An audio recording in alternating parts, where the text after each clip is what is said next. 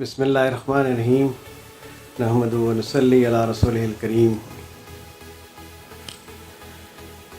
Rector, UMT, Dr. Muhammad Aslam, Dr. Ansar Pervez, Guest of Honor, Abid Sherwani, Director General, my very dear graduates, happy parents, respected members of the faculty, winners of meritorious awards, students, Assalamu alaikum. It is indeed a pleasure for all of us to meet once again on this solemn occasion of the convocation, 15th convocation of UMT. I think it's a commendable idea that we meet twice in convocations because of the number of students graduating every year. Last time in the fall convocation, there were about 1,500 graduates, and it was becoming difficult to manage the function with this large number. So I'm glad that the tradition of holding a spring convocation is back. Ladies and gentlemen, I'm particularly delighted today to welcome Dr. Ansar Pervez. He's my brother and cousin, but above all, he's one of the foremost and pioneering scientists of this country. He has served this country with passion and contributed towards the advancement of technology in our homeland. People talk about Pakistan and they complain about so many things which they see are not going in the right direction. But this country has survived till date, and inshallah is going to survive because of the patriotic, devoted work of high caliber and highly motivated people like Dr. Ansar Pervez. He joined the Atomic Energy Commission after graduation, and he then served this country at various capacities and roles in that very critical and strategic place. We cannot enumerate and count and mention all that he may have done for the betterment of this country, for the supply of energy to this country, and for the security of this country. I cannot fail to also take note of his loving parents, his father and mother, who were elders in our family and who were the source of love and affection for all of us who were young. And for our family at least, we received their attention and their affection at the time when it was needed most, when we shifted from Dhaka. So ladies and gentlemen, when people mention about Pakistan, they want to see the high peaks of Pakistan, the rivers of Pakistan, the highways of Pakistan, and many other things which consist of Pakistan. But to me, Pakistan consists of people like Ansar Pervez, who have made this country where it stands today. So may I request you to kindly serve in standing ovation to the hero of Pakistan, Dr. Ansar Pervez. I am also particularly delighted to take note of the presence of our dear brothers from Turkey, members of Muradia Foundation, with whom we are engaged to set up educational institutions. I would like to mention the presence of Mr. Atif Uzbey, who is director of our UMT Ankara Bureau, and along with him, the members of Muradia Foundation, Mr. Mehmet Karakosh, Mr. Sarkan Gundamosh, and Mr. Tefun Amiruddin. So thank you very much for coming over to our convocation, and we look forward to our collaboration in future. Pakistan and Turkey are the two closest of the countries in this world. We share common ideals, we share common faith, and we share common destiny, and inshallah we will be together on our way. Ladies and gentlemen, let me take this opportunity to welcome our parents who are sitting behind, parents who are sitting at the back, parents who sent forth you to this institution, parents who took care of you, parents who sacrificed their life and their resources to see this day. So I would like our graduates to pay tribute to their parents. Please rise, turn to them, say thank you, and bow down. Parents represent the past of the society. Parents represents the legacy and the inheritance of the society. They symbolize the hopes and dreams for the next generation, and they are the anchor for the present and the future times. And at all times, and at no times, we can be free of our reliance upon them. We need their attention, we need their affection, and we need their love. We need their prayers and good wishes all the way till our last. We pray for their long life, for their health, and for the fulfillment of their prayers and hopes in times to come. Graduates, this is indeed your day, and it would be very hard for me to add to what Dr. Ansar Pervez has already said to you in a very brief and effective and scientific language. He has given you a grammar for the success of life.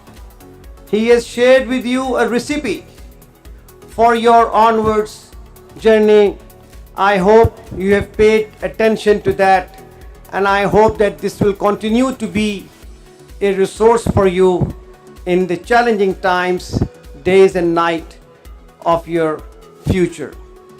Let me add to that briefly that when we see graduates walking up to this stage and then receiving their degrees and going out, we are happy. We are happy that there is a gift to this nation now. We are happy that there is a successful person who will now go to the world of work, who will now go to the real world, and will discharge his or her obligations and responsibilities. Here is one more to the resources that this country may leverage. Here is a value addition to the human capital, that reservoir of human capital that this country needs for the success. So we are happy, we are glad, we are delighted. We will indeed miss their presence in our campuses, and we will continue to pray for their roles outside. The world, the real world, is indeed waiting for those who have the will and the courage to call the shots, who have the ability to dream high and think big, as mentioned by Dr. Ansar Pervez. So this world has opened gates for those individuals who know who they are, where they stand, and what they would like to do, what are their ideas. The world of work, the real world, is increasingly becoming the world of ideas. If you are able to apply your mind, if you are able to cultivate innovative, creative, and critical thinking, then this world is yours. Then you can get premium salary, you can get fast promotions, you can create ventures and enterprises which would be valued in multi-billions of dollars. If you have the idea, if you have the capacity to think ahead, if you have new ideas, and if you are bold enough to share your ideas and to walk through your talk, and if you have the steadfastness to supplement your ideas with hard work, believe me, this world is yours. This world is waiting for those who are willing to take charge of this world. And you can take charge of this work only if you are ready to take charge of your own self. If you miss your own self, if you ignore your own self, and you look ahead and beyond yourself and talk about others and cast your eyes on others, it would not going to help you. The first forte that you have to conquer, the first forte that you have to lead is your own self, and that is probably the message that I would like to leave with you. It is your own self, it is your own mind, your own heart, your own body, your own soul, your own spirit that needs your attention, and you need to cultivate the basic value of essence of a human being. You are going into the world which is immersed into computers and machines and virtual machines, clouds, artificial intelligence, and series of middleware and hardwares. Within that realm, it is very easy to forget your own self. So my call is to draw your attention to your own self. You have a degree, you have fulfilled a program of study, you have a license to get a job in your field. But what is most important is that you continue to sharpen your skills. You continue to cultivate yourself and renew yourself, refresh yourself. Those who think that with this completion of degree they have had enough of education and they can now go and take work and be successful, they are wrong. You have got access to some knowledge that is important, but what you would need is going to be new knowledge that you will discover, that will emerge with your work, with your experience, with your practice. So what is most important is your ability, as Dr. Ansar said, to learn. So in that willingness to learn and learning incessantly, relentlessly, continuously, you will be creating a new you within yourself. And if you are able to create a new you, a new persona, new sets of strengths, new sets of qualities within yourself, every day will be a new day, will be a new chapter in your life. Every week every month and every year will open a new chapter, will open new avenues, and will lead you to newer and higher thresholds. So my dear graduates, this is the beginning of learning, this is the beginning of work, and this is the beginning of humility. This is the beginning of taking adventure. This is the beginning of the best within yourself. This is the beginning of your sacrifices. This is the beginning of your steadfastness. And this is the beginning of your own imprint in the world of work. So when you feel discouraged by something that has happened to you, when you didn't get a chance that you were hoping for, or you were not able to seize an opportunity that you were looking at, find your faults, look inside and critically analyze what was it that was wrong within you, so that you can improve yourself. So you become master of yourself. You become a university for your own self. You become your own dean. You become your own rector. You become your own teacher. And once you have that, I can assure you that there will be nothing which would be able to resist you. There will be no hardship.